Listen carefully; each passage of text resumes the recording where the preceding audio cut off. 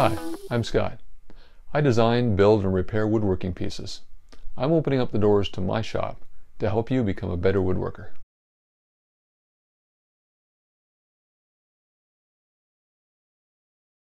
Today I'm working on this chair that has a broken leg. This was brought into the shop by a customer, and you can see here there's a large splinter that separated on this chair. The customer asked me if this could actually be re-glued, and the answer is yes. With such a large surface area here, if it's properly glued and properly clamped, this joint will be stronger than the wood itself. So this is what I need to do, is repair the joint up here in the corner, which is a dowel joint, and then get this together where I've got a nice tight fit. I could try and do it this way, but I know from experience I'd struggle. So what I'm going to do is take the back off this chair, because when this was manufactured, the back would have been made in one piece and then put together with the rest of the chair. So I'm going to undo everything, put it back together the way it was originally assembled. Then I can get in and make sure I've got nice tight joints, and then I can reassemble it, put it back together. Let me show you how that's done.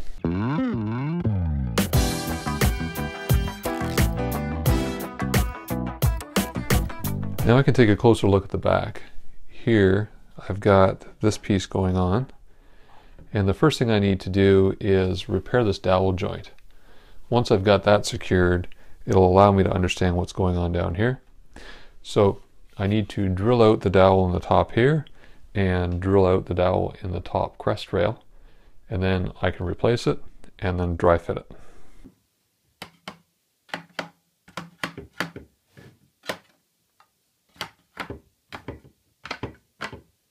Drilling out a broken dowel is a two-step process. The first is to use a saw to cut it off so you've got a flat surface, and then the second step is to use a brad point bit, and that keeps it directly in the center of that hole to drill that piece out.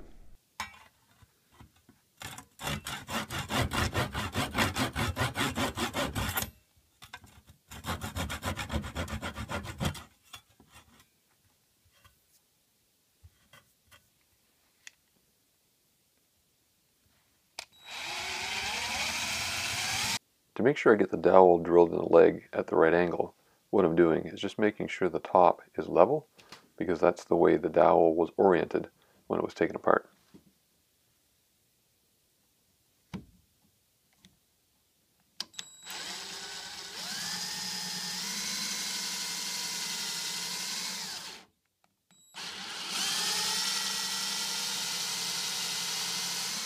So with the two holes drilled, I've inserted a dowel into the end of the leg, and that allows me to go in here and just dry fit it, meaning it's put together without any glue. So these are just dry fit, this is dry fit, so I can see what the joint looks like here. What I need to do is line it up.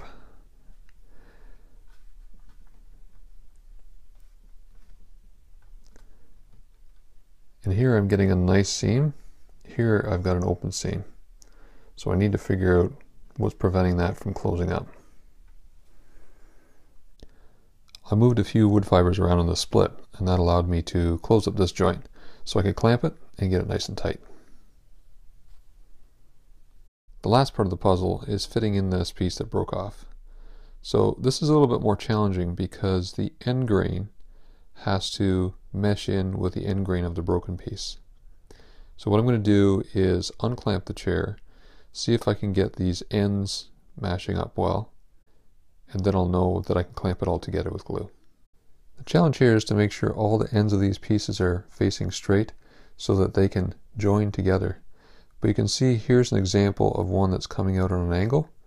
So this one's been bent out of the way. The choice here is either break it off or straighten it out and get it meshing in with the other ones.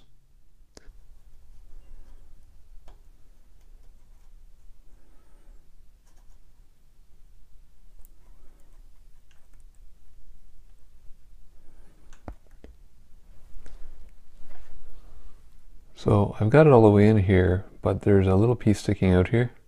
You see how this joint isn't coming together yet? So there's something in there that's binding that I need to get together. If I don't close this joint up, the seam along this edge isn't going to work properly. So it's critical that I get this tight.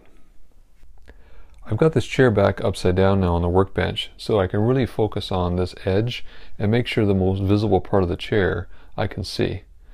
So I'm going to pull this together and see how well my joint fits. This one previously worked well, so it should come together okay. There's a bit of tension there, so I still have a bit of tweaking to go, but it's coming together.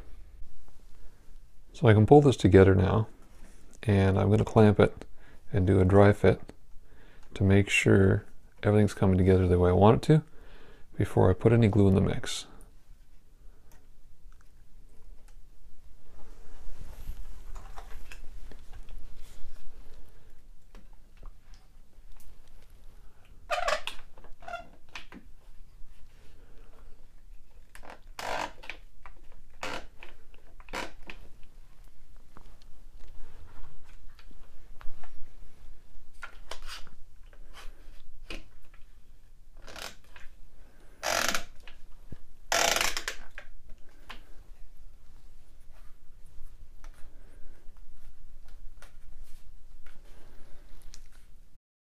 Come together well.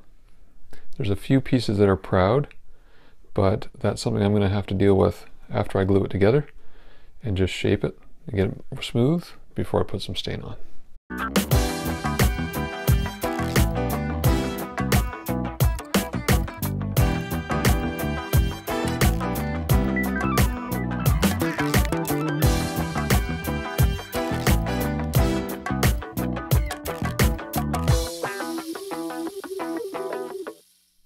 I let this dry overnight, so now I'm going to take off the clamps and see what cleanup work is left.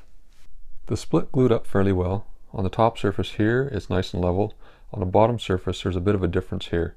So I'm going to use a card scraper to level that out, and once I've got it leveled out, apply some stain and then finish.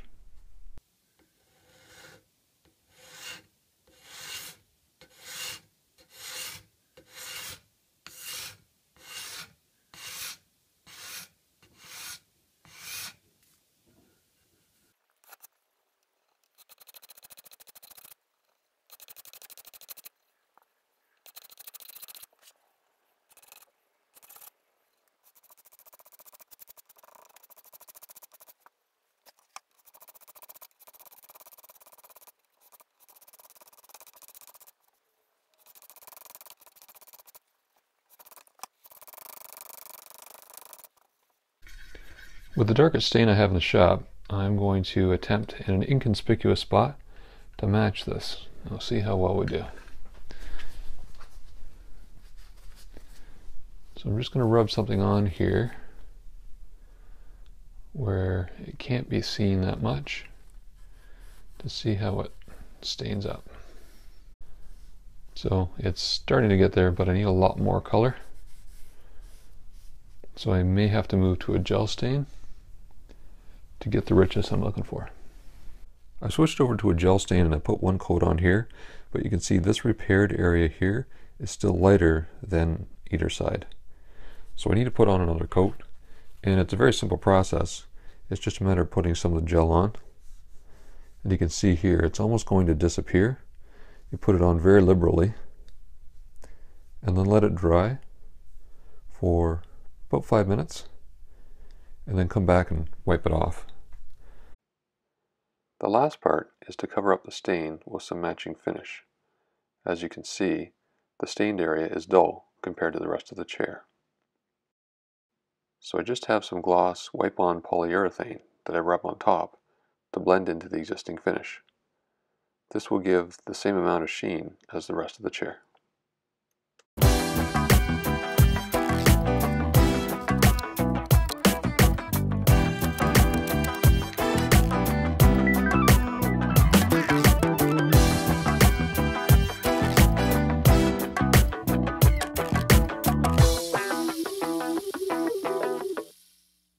So there you have it, as good as new.